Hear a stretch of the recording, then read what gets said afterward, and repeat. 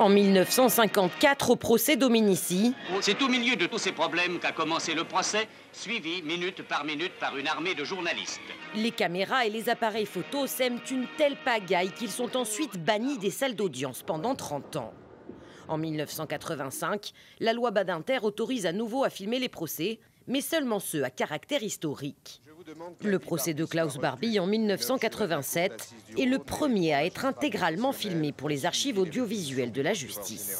Je crois que la qualité des témoins directs, les victimes directes, a été telle que, si on me permet de le dire, lorsqu'on montrera le film des dépositions, eh bien je crois que ce sera quelque chose peut-être de supérieur à Shoah.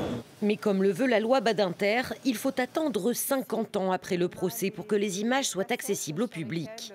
Un demi-siècle pour préserver le droit à l'oubli. On peut très bien imaginer que la plupart des témoins, que les accusés seront décédés dans 50 ans.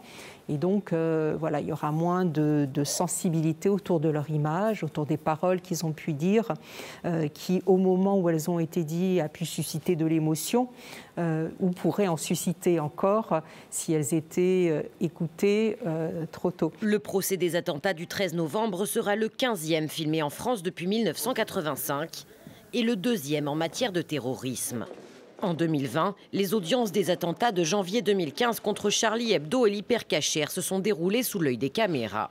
Une pratique que de nombreux avocats souhaiteraient voir élargie. Aujourd'hui, rentrer dans un palais de justice, c'est un parcours du combattant terrible et il faut faire des queues, passer sous des portiques, attendre la place. Aujourd'hui, avec la période sanitaire, il y a une place sur 3 qui est disponible. Donc en fait, finalement, c'est public, mais quasiment personne ne peut y accéder.